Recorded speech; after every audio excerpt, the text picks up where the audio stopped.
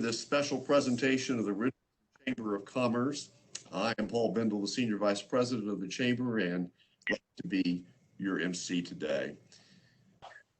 Over the past 3 months, the Richardson Chamber has been presenting informative and educational programs that deal with changes and the challenges taking place in our community. And today, we have an outstanding presentation on a topic that affects each one of us. Telehealth is changing healthcare services in the U.S. Although telehealth, or telemedicine as some call it, has been around longer than most of us realize, many are experiencing their first virtual visits with their doctors during the pandemic. And this has created a lot of changes in our healthcare system, and those are the changes we're going to explore today in our program. Before we begin, let me explain how you will be able to ask questions. You may ask a question at any time using the chat feature located at the bottom of your screen. We will recognize you and ask your question for you. And if possible, we'll try to fit it into the discussion.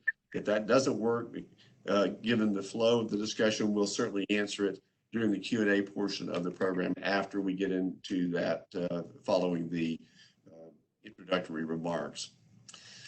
Speaking of that, our program will begin with an introductory statement from each of our panelists, followed by a general discussion. So let's get started by introducing our distinguished panelists today. Scott Flannery is the Chief Executive Officer of UnitedHealthcare's employer and individual operations in North Texas and Oklahoma. He has held several leadership roles during his 21-year career at UnitedHealthcare, including Central Region Growth Officer, Sales National Practice Lead for UMR, and Vice President of Sales and Account Management. Outside of work, Scott serves on the Board of Directors for the Collin County Business Alliance and is a member of the Junior League of Dallas Advisory Board and the Richardson Chamber of Commerce Board of Directors.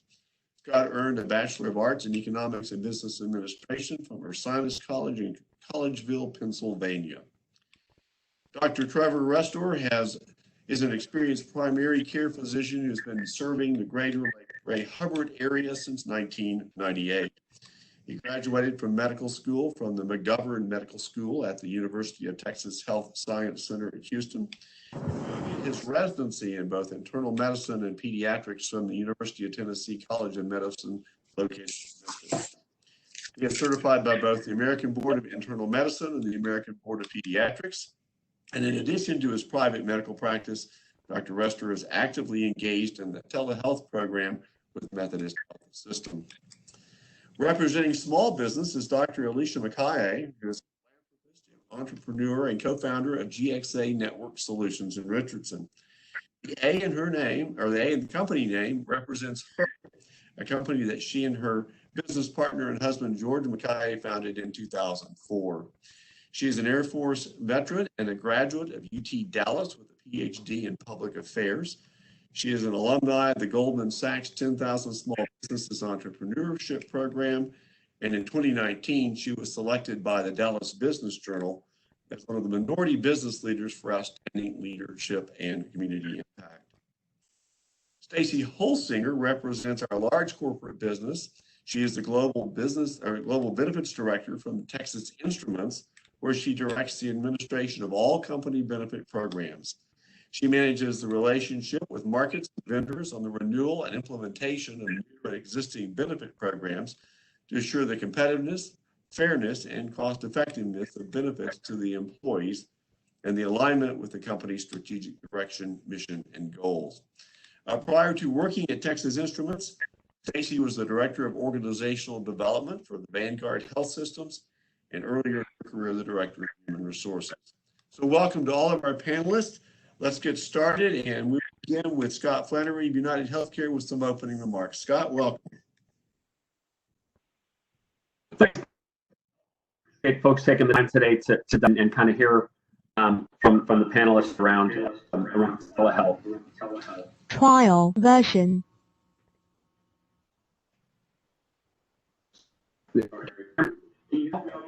Yes, I think we can now. Okay. Yeah. Sorry about that. So as Paul mentioned, I've been with UnitedHealthcare for 21 years, and I would say that all of the things that I've seen over the course of my career, this one is not quite like anything else we've seen. And so, like many times in crisis, urgency kind of speeds up innovation. And so as Paul mentioned, while telehealth is not necessarily new, it has exploded 19 in this country and probably in other countries as well. And so obviously the idea is the need to meet patients where they are and provide services in a way that makes access to the healthcare system seamless for them. Telehealth, again, is something that wasn't new prior to the pandemic, but we've actually seen usage of it in the past 90 days or 120 days now.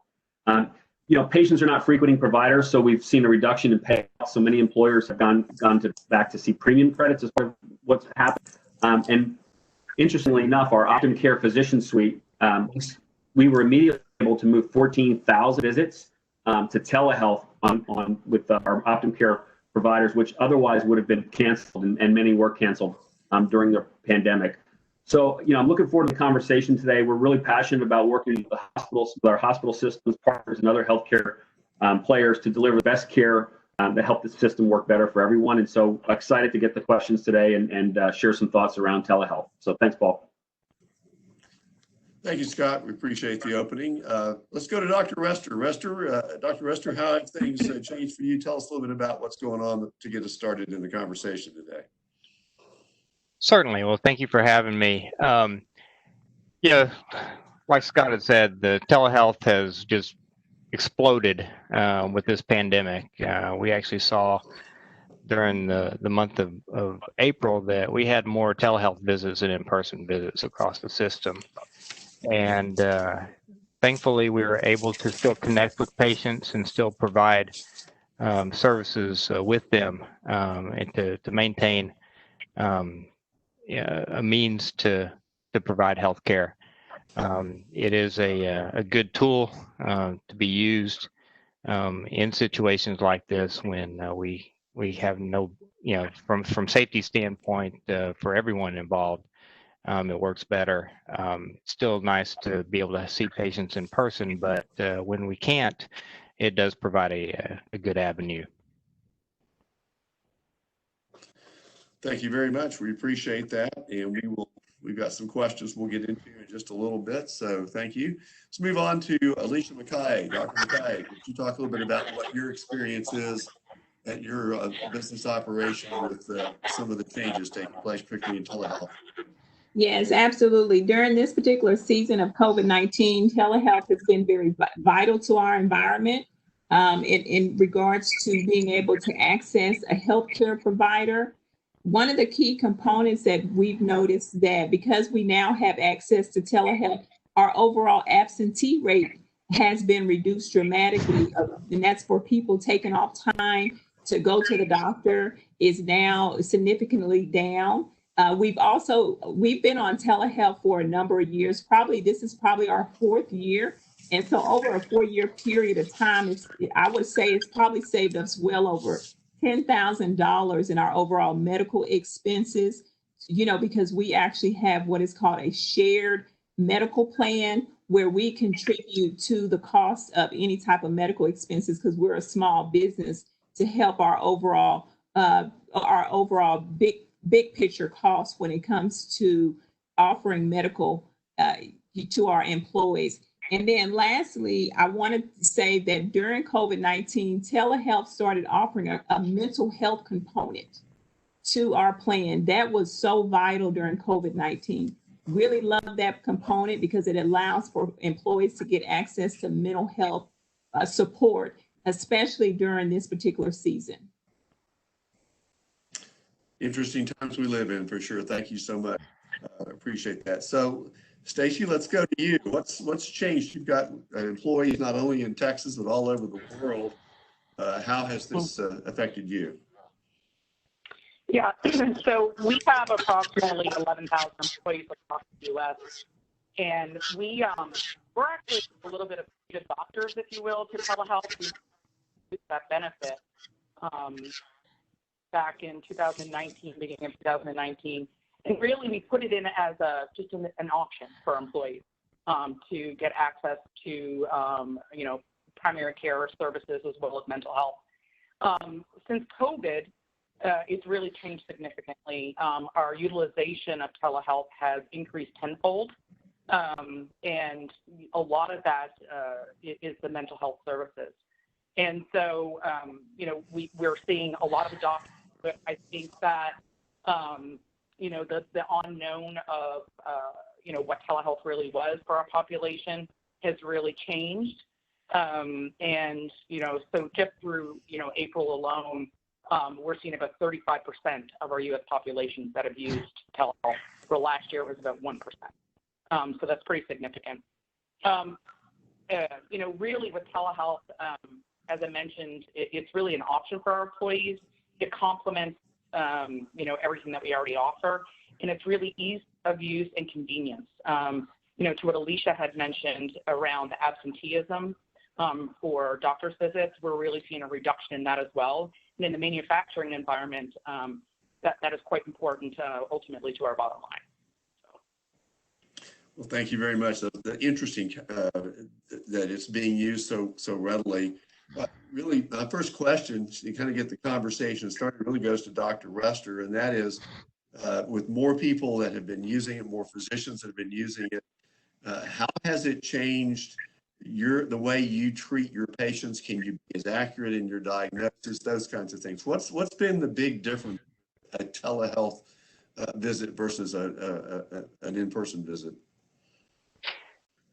So one of the biggest differences is the obvious is with in-person visits, we can touch the patients, examine the patients, and we're not able to really do that on a telehealth visit. So when it comes to the utility and kind of when to do which modality, if we have an unidentified, undiagnosed problem, it's probably usually best to do an in-person, but then the follow-ups lend themselves well to doing the telehealth medium because we can kind of have a plan in place and just see how our plan is playing out and make sure that the treatments are doing what they're supposed to do by the telehealth medium. That's where it's most beneficial, I believe. Can you maintain the accuracy of your diagnosis? I'm presuming, going back to your comment about if you don't know what the situation is, you've got to physically examine them. But has it changed anything once you get past those original lab tests and things of that nature in your accuracy? So thankfully, the majority, I'd say 70% of a diagnosis comes from the history, comes from the description from the patient, from the questions we ask and the responses we get back from the patient. So we can get a pretty good idea, but we do have to play, just kind of have to play the odds a little bit as far as the most common thing that would cause this set of symptoms if we can't confirm those suspicions but with a physical exam and then the lab work and such. We can still get the lab work. Sometimes we can order it at the lab and just go in for a quick lab visit, and then we get the results. So we can supplement the televisit in that manner. So I think our accuracy is still pretty good. I don't think it's quite as good as an in-person, but it's still pretty good. I think that probably is the biggest concern that I've heard from people as I've talked about telehealth to those that are in preparation for this program. So Scott, back to you. How has this changed what your company does in the way of providing the necessary coverage, the payments, et cetera? That has really got to change your model, or at least is changing it. Yeah, one of the things that it has certainly done is, it's kind of expanded where else this could apply. And so, I know that Dr. Makaye mentioned around, mental health. And so, now we're looking at ways to better deploy telehealth, virtual visit services in a mental health space, which, if you read the statistics and look, we're woefully inadequate as number of providers in the mental health space across the United States. And so it's an area where maybe we can help relieve some of that shortage for mental health providers. So I think as the big challenge really is getting people to use telehealth for the first time or virtual visits for the first time. And generally, once they kind of break the ice and they do it and log in and they do it the first time, the satisfaction rates are really high. And so, for example, research shows that 68% of patients that rated their telemedicine visit as a 9 or a 10 on a scale from 1 to 10. That's pretty high satisfaction. You're starting to get into kind of the Ritz-Carltons of NPS when you start getting in those numbers. What really is forced us to do is think about how else can we use telehealth. I think one of the things I mentioned, which is certainly accurate, is it's not right for every situation. You deploy it. That makes sense, isn't to the detriment of the patient and the members that we serve. And so, again, I think it's on our horizons to think where else could this apply in our industry to help improve satisfaction with members and lower costs.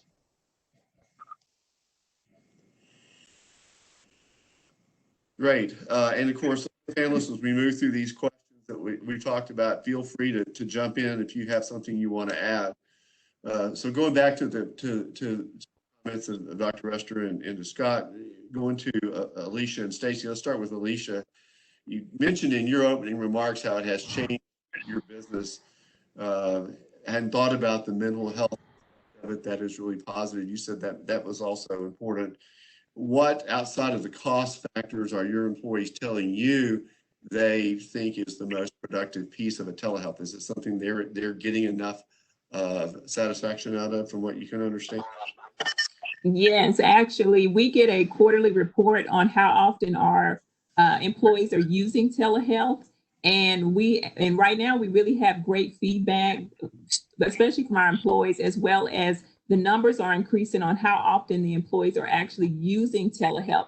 I actually run an IT company, and for most IT people, they don't want to go to the doctor.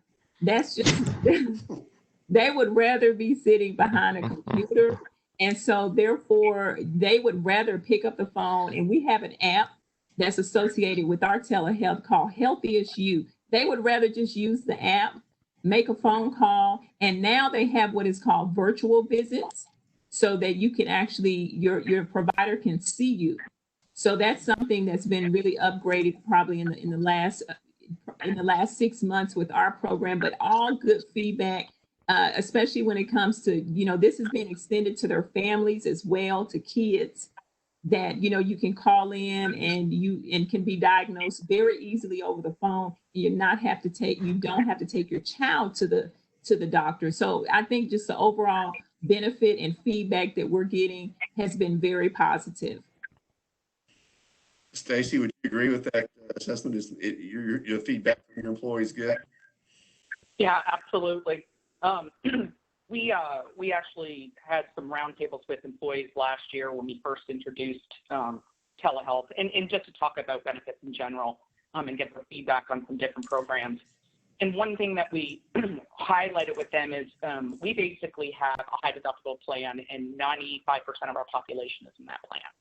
And so this is a cost-effective way, and we really try to sell that to the employees. And again, it was new, so people are just using it a little bit, but now with COVID, people are really seeing the benefit of it.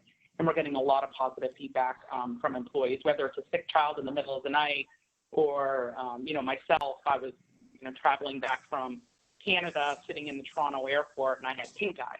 Well, I did my televisit from the airport and had a prescription ready for me when I landed.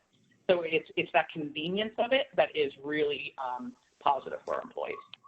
You think it's going to end up then, as the pandemic moves on and we continue to fight that issue, post-pandemic, you see an increase in usage as well, right? Because of the experience they're having now. Then. Yeah, definitely. I think that's going to be something. That's one of the changes that has taken place. I think over the course of the past few months, is that people are really beginning to get used to it and things of that nature. So I guess it's been around for a long time. But Scott, you think it's here to stay? I guess is the next question. Yeah. The short answer to that is, I think, is yes. It's here to stay, and I think we'll expand how we use it and where we use it, and kind of the capabilities that come along with it. But I think the day it's here to stay. Listen, my wife would kill me for telling you this, but I asked her for 4 years to use telehealth, and she finally did it about a year ago. And I think pretty much that's my kid's primary care physician now, which I know is not ideal. So I think it's here to stay. Again, once people break the ice, as I mentioned earlier, I feel like they see where it fits and why it fits. And again, it's not going to replace everything, obviously, but it's going to fit in pretty nicely for the right people at the right time.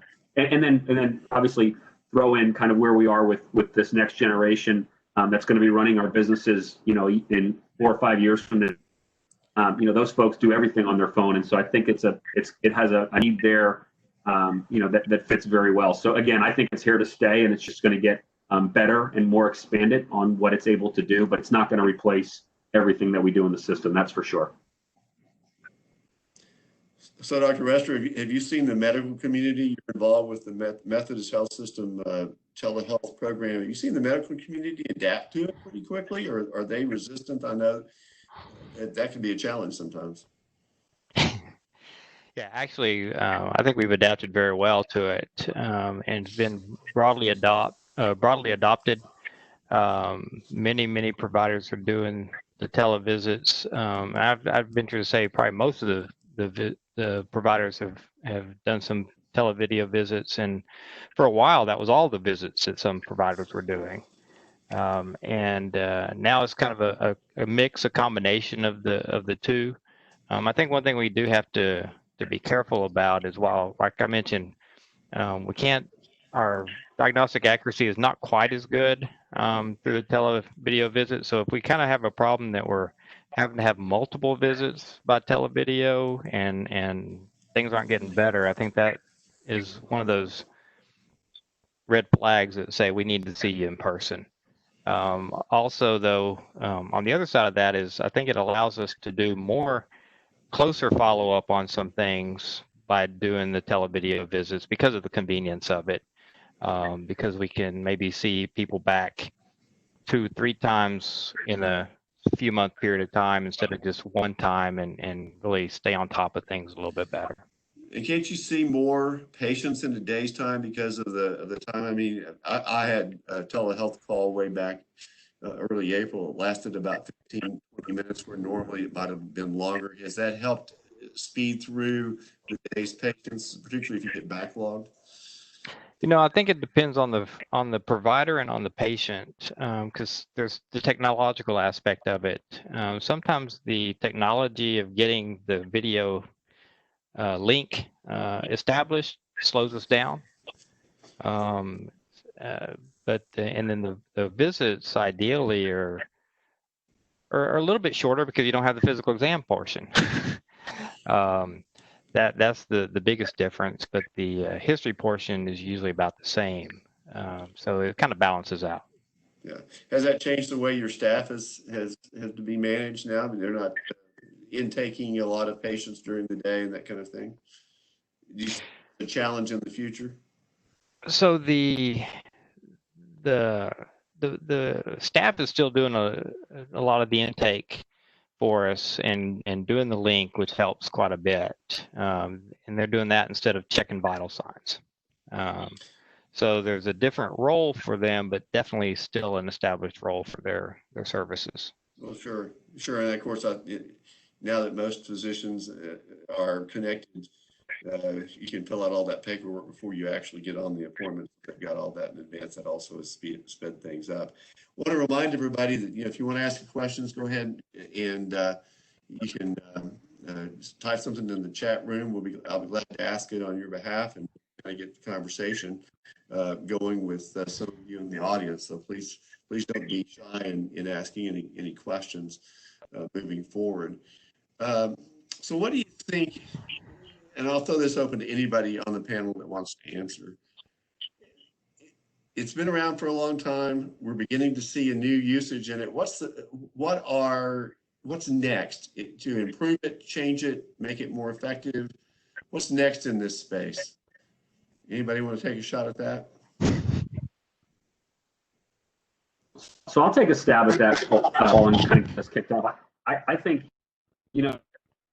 technology and the use in telehealth, you can apply it. If you survey most patients would prefer to receive care in the comfort of their own home. And so apply the technology that comes along with telehealth, virtual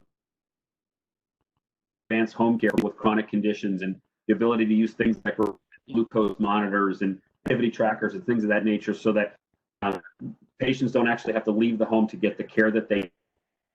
So when you think about kind of and those things are already happening, so saying what's next probably isn't completely accurate, but how do you expand on some of the things moving forward? Or, infusion patients, can infusion patients be treated at home by a caregiver or a nurse that comes into the home versus leaving the home, especially during, the pandemic where people want to stay in their home way. There's a lot of applicability to this, and I think it's just going to be a matter of how quickly it gets adopted. Anybody else want to add anything? Yeah, I got a comment. Go ahead. So I think that we, like you said, we have technology at home, your blood pressure monitor and all those things. But I'd like to see where telemedicine is going to go, where we have all that just regularly reported to the doctor. So my CPAP, for example, automatically communicates over cellular to my doctor. Why not have my blood pressure and all that stuff done? And I know our company is working on all kinds of compliance related products that go with to make sure you do your infusion in a home and stuff. But I think the more of that kind of data they can get to the doctor's office, the doctor already has a better history before they pick up the phone and ask a question. Any thoughts on that? Well, since I'm not hearing anything, let me go ahead and do a question. Great. Rule talking about. So Paul, let me answer that if it's all right. Sure, go ahead. Yeah. I'm not going to do a commercial for my organization, but we're already doing that, and we're working on expanding it. So feeding data to providers and making their lives easier is paramount in this process, and so it's already happening. It's not 100% where it needs to be yet, but it's moving forward in the right direction. And so there's a number of devices that are available for patients. This Bill Spruill has, and that is, are there any home devices that a patient could use to increase the efficiency of the visit in terms of, diagnosis that would normally be done in person? I'm thinking of blood pressure monitoring, glucose. You mentioned that. Any specific areas that you've seen address that issue?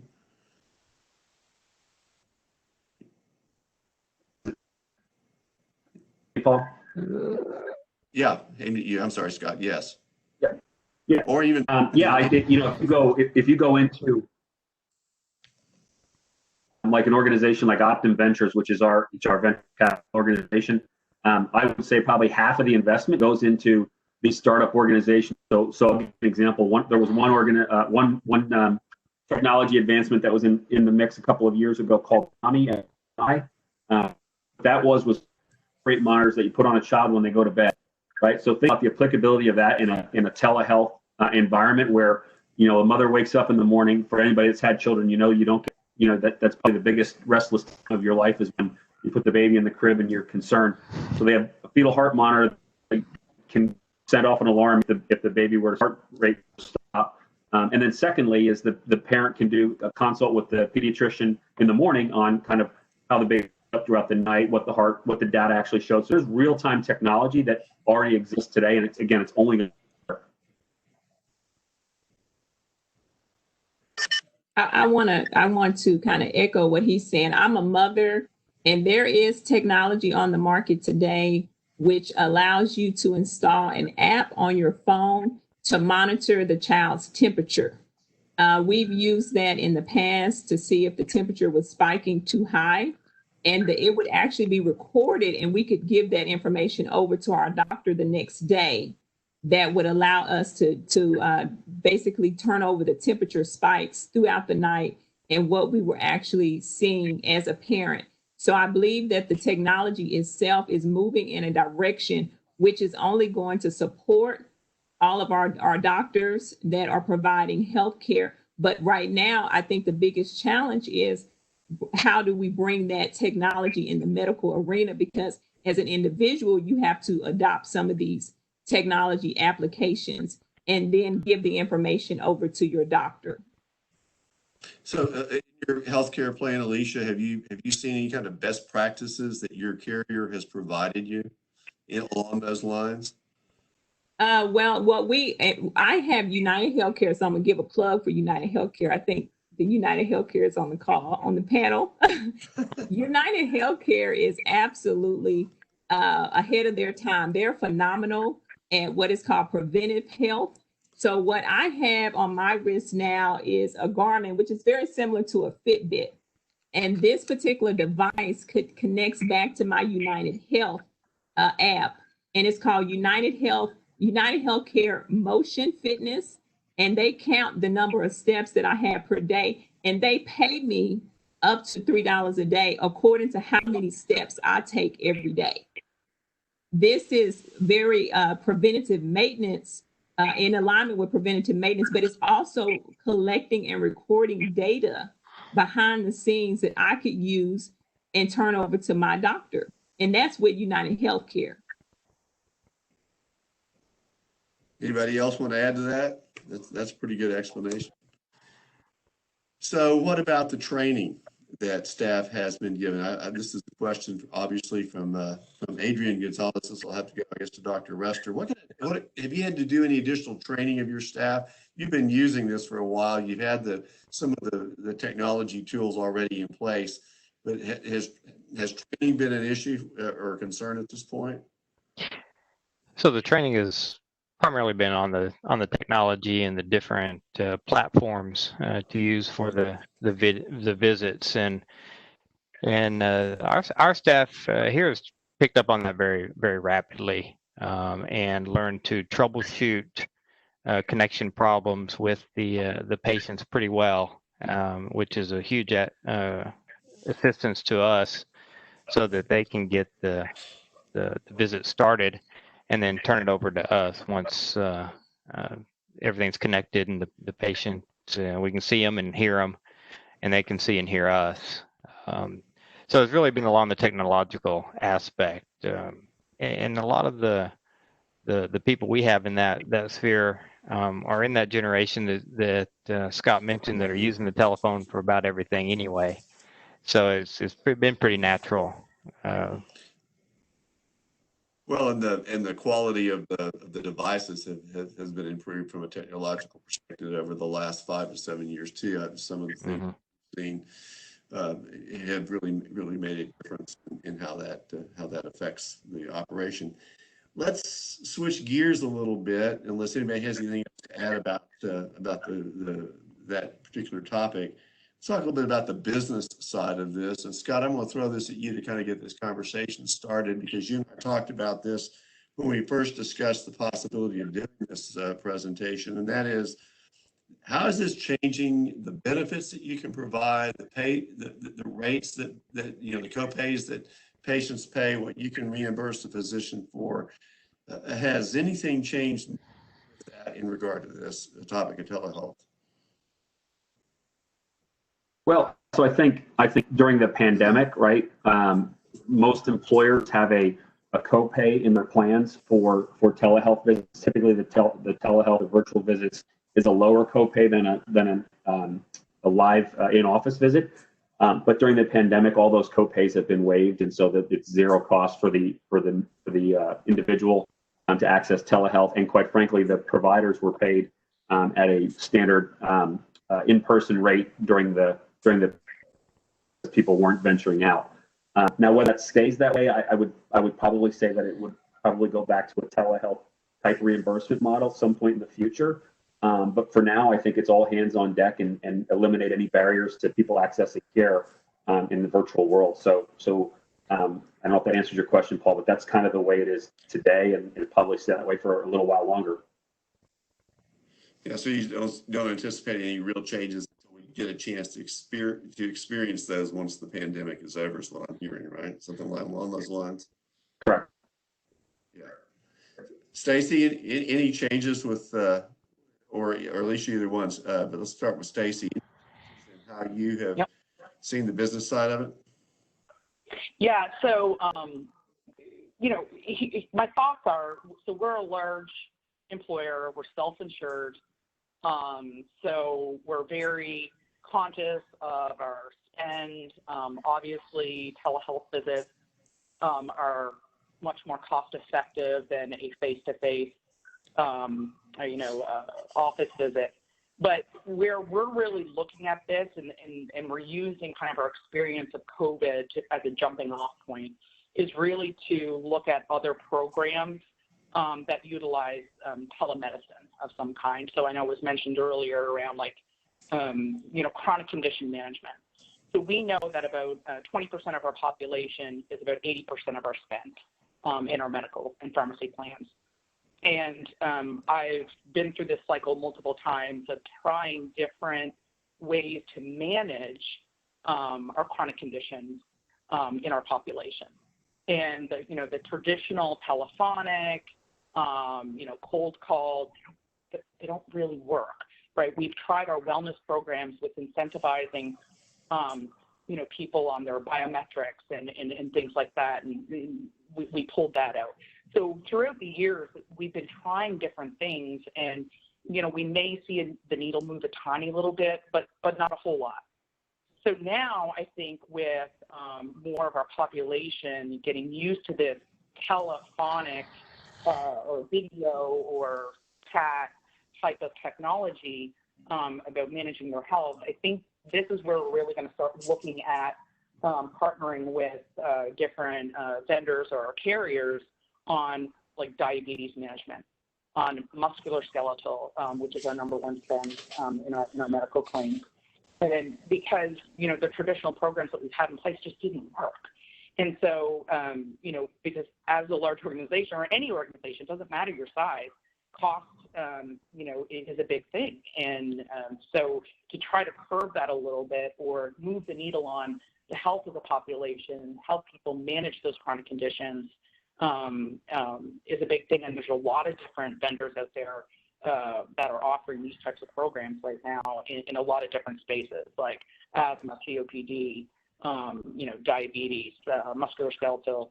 And so we're starting to dip into that.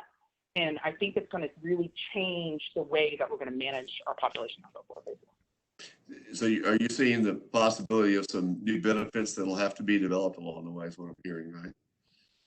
Yeah, so it's kind of like add-ons, if you will, to our existing benefit programs. But yeah, it would definitely be new for our population, but it's more of that virtual healthcare that we're looking at expanding. Alicia, are you seeing the same effect? No, I think Stacy's population is a lot larger than mine, and so her challenges are a little bit different from my challenges. From a small business perspective, some of the benefits that are some of the things that we have to really take a look at inside of our environment when it comes to telehealth is, online enrollment, making sure we get a sophisticated HRIS system that can really handle people virtually when it comes to annual enrollment for our benefits. And so this was our first year that we did 100% paperless annual enrollment. And that may be something that's normal for big companies, but for a small business like me, for not to use any paper, that was a huge milestone. And we successfully did it this year. And so making sure that payroll system is talking to that benefit system, which is talking to the carriers. So what I suspect going forward is the carriers are going to be a lot more user-friendly for small companies like me, because they're going to realize that we can't necessarily get all this signed paperwork back over to them because of, everybody's at home now. So I think that's going to really change the landscape of how people are enrolling in benefits moving forward. What about from the medical community, Dr. Rester? I'm sorry, what was that? What about from the medical community and the way benefits are provided and billed, things of that nature? Is it been a real upheaval, or is this something that's been easily accomplished? Well, honestly, I'm not involved too much in the behind the scenes billing part of it. I know that they have been watching this very closely, though, and working in-house and with payers to make sure everything goes through smoothly. So it has been a new challenge for the medical community to get that right. But and there's been a considerable effort for it, but all the ins and outs of it, I'm not real familiar with. Okay, well, let's move on to something else. Got a question that came in, and it says, is there any effort to mine the data on patient results and satisfaction, say either on the employee satisfaction side or across multiple employers, disease transmission rates?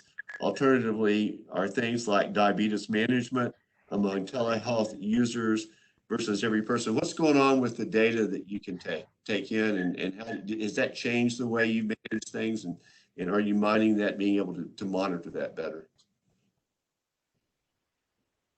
Anybody want to take a stab? I guess it's either probably for you, Scott. I mean, you deal with a lot of data, right? I'll open that up. You know, so kind of like baseball, right? It doesn't happen if you can't measure it and have a statistic around it. So everything we do is obviously has a metric, but typically has a predicted outcome or goal assigned to it. So, you know, going back to one of Stacy's comments earlier is, you know, if you're going to put in, so I think it was a reference to diabetes management. So if a large organization is going to purchase a diabetes management product or service, they're obviously going to want to measure it to be able to show an ROI to the C-suite to make sure that it's worthwhile. So, you know, those things are being measured today. I don't know really around I wouldn't say we're at that level yet, but it is something that we continue to look at. But you can definitely see things like satisfaction rates amongst users, even by employer in our data sets, using telehealth versus in-person visits. And so it's something that constantly, again, it's one of those issues where it's a matter of people giving you the feedback, right? So we're in a world where we're kind of inundated with surveys, but it's only as good as the feedback you get back. But yeah, all those things are being measured today, and many of them down to the actual employer level, at least on the larger employers, because they're, you know, self-employed customers are paying their own bills. Yeah, so you're providing that information back to your customers so they can help develop plans and programs that would solve problems. Yeah, absolutely. We couldn't go to Stacy with a program and expect her to fund it for 3 or 4 years and not be able to show her the utilization, the satisfaction, and the ROI associated with it. That wouldn't make any sense for her to put that in place. Does it help you at all, Stacy, in some of your approaches to working with your system and your employees? Having that data. Yeah, having the data that is fed back from your carrier, has that helped you create new plans, monitor employees' health, et cetera? Yeah, absolutely. I'm maybe a pessimist when it comes to the term ROI. Not really a big fan of that, but the one thing that is, I mean, what's real is that the cost avoidance, if you will. So if you look at like chronic conditions, you know, we have people in our population that has diabetes. We're not necessarily looking to reverse it, although there's some vendors out there that claim they can. We're just trying to help people manage it. So we're avoiding those inpatient stays at a future date. We're avoiding that high cost episode. So it's so when I get sales calls all the time from, you know, all these you know, different products or different services or different vendors, and you know, when we sit down and really start looking at these things, what we're looking at is to show the data on that cost avoidance, or how does it move the needle to improve the health of our population, which ultimately at the end of the day will help us control costs on a longer term. So, but yeah, that's one of the biggest things that we look at for sure. So how has, Alicia, you want anything to that from a small business? No, I don't have anything to add to that one. Okay, so my question then to the panel is, how is all of this, which has been going on for a while, we've changed telehealth, you know, over the years, and we've increased operations, and so how has the pandemic changed all this, and what is going to be the result, perhaps from your perspective? What changes are you implementing because of COVID-19? Well, Paul, I'll go first on that one. As far as a small business is concerned, COVID-19 is our biggest threat right now, because of the fact that if we have an outbreak that happens internally in our office or in our building, it could literally wipe out my business. So it's very vital that I keep all of our staff separated. And so we're all working from home at this particular time because of the fact that the threat is just so large. The smaller the environment, the larger the threat. And so that's really a big thing for me. As we begin to reopen the office, we are looking at the CDC guidelines as well as the OSHA guidelines, and we're developing a plan for that now. Even though it may not be, in the next 14 days that we're going to reopen the building itself, but we do have to start putting in preliminary measures as to how we're going to reopen, even if we do a soft reopening, as well as our benefits that we're offering, a more flexible work schedule, because the schools are now, some kids are going to be homeschooled, some kids are going to be in the classroom. So all of that impacts the overall work experience, and we want the experience to be the best for the employee. Anybody else want to comment about how it's changed, how COVID-19 has changed their operation? It's got to be far. Yeah, so I'll back to you. Yeah. Go ahead. So in partnership with Microsoft, we developed an app called Protect Well, and this kind of goes to what we're asking about. Well, is an actual is an opportunity for employers. It's a free app actually that employers can access, and UnitedHealthcare is putting out there. But employers can give it to their employees, and they actually can complete a questionnaire every morning before coming to work, and then it actually clears them to go to work based off of the symptoms they're showing. And it actually has a barcode so that if you can either have a receptionist at the front desk scan folks to make sure that they've been cleared to come to work that day. So going back to kind of what has changed over COVID, that's not something anybody even. And now it's becoming commonplace. In fact, I get a note every morning of anybody that reports to me that actually showed up with their badge in the office and hadn't completed their Protect Well survey that day before, so that I can go have a little powwow with them about taking this seriously and filling out the app before they come into work in the morning. And so it's technology advancements like that I think are probably here to stay, at least for the future, and maybe even longer than that. Anybody else want to comment? If not, let's move on to the next question that we've received. And the comment here is, love the move to telehealth as a viable option. As we have more remote electronic transfer of personal data, how are the medical partners, and all of you, I suppose, how are you protecting the data and the information of your patients and your employees, and Scott, your companies that you're serving? Let's go ahead with you. How's the data being protected? Just about all that data has to be, just about all the data that's at least identified actually has to be approved by the individual. So, for example, when you go into our application, you can check whether or not you want. This is just a small example, but you could check whether or not you want your records being shared with your primary care physician.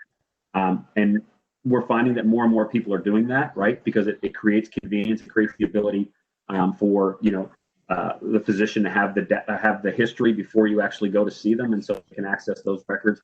And then they can also interact with the patient through the data that they're receiving. But again, it's identified data is very touchy. It's something you got to be really careful with, and you generally are going to need, for the most part, you're going to need the permission from the actual individual in order to share it to a physician, whoever else it might be.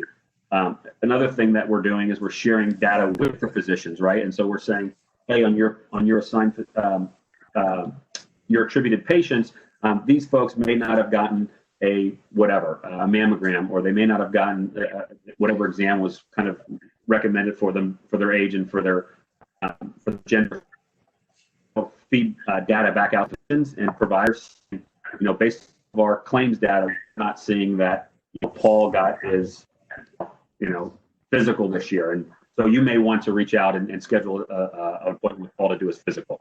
Things like that, I think. But again, the identified stuff is going to have to be, basically signed off on by the actual patient. Stacy or Alicia, any comments about that from the employer's perspective? Yes, I definitely want to weigh in on how your data is being protected. As far as doctor offices are concerned, The data that is sitting in a doctor's office, especially an independently, privately owned doctor's office, the protection of that data is only as good as their IT provider. And so it really depends on who's actually protecting that data behind the scenes. And as a patient, most of the time, well, probably 99% of the time, you really are not going to know if that doctor office is in compliance. They may be in compliance with HIPAA, but there are other standard compliances from an IT perspective that doctor's office has to acknowledge. And as a patient, we're never going to be able to find that information out until usually it's too late. So I want to make sure that I'm clear about that. Maybe the larger the organization and the institution, possibly the more sophisticated their technology protections are. But the smaller the organization, they may not have access to sophisticated technology. Stacy, what about you? Yeah, so I mean, Alicia's bringing up a great point with the patient information and the in the physician's office. You're right, we don't know. Our organization, I know the steps that we take in terms of partnering with different carriers and vendors and what have you. We have internally a very lengthy, painful sometimes process that we have to put all of our vendors through when it comes to any type of data, whether it's patient information, just employee information in general. And they have to meet our minimum criteria in order to even become a partner of ours. And we've had different possible vendors that we had to turn away and say no to simply because they didn't pass our minimum standards. But so we would put our medical carrier through that, but we don't put individual physicians' offices or individual health systems through that type of thing. So, you're bringing up a great point that I don't know what the answer or solution is to it, but one would, I think we all, trust that our information is being protected appropriately, but, really don't know. Yeah. And I know that protection of medical records, particularly physicians' offices and medical community, has often been a challenge. Electronic medical records has been around for some time, but has it changed much in your operation with the telehealth issue, Dr. Rester? Well, I do know that Methodist has dedicated a team of people to investigate and to vet any provider, any vendor that we use for the telehealth platform, and because of that, we limit the ones that we use to ones that we can be confident that they have the safeguards in place to protect the patient information, because we take that very seriously, and we realize that that's a huge responsibility. So we limit the platforms that we use. And we investigate and make sure that they are all up to snuff. Thank you. We've got just about time to close the program today. Any closing comments real quickly by any of the panelists before we close? Anything we've left out, haven't thought about, anything about the future you want to say, the closing comment? Well, I would like to tell. I'll pick us off. Go ahead.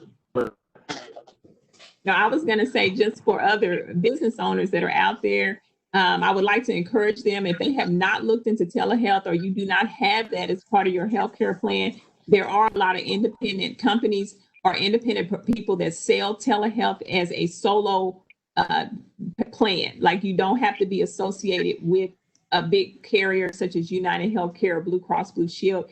Definitely look into it. It does reduce your overall medical costs that I have, and my data does support that overall, that there's so many benefits to telehealth to an employer that it's almost counterintuitive to not offer it. And it is worth offering it as an independent plan if you can afford it.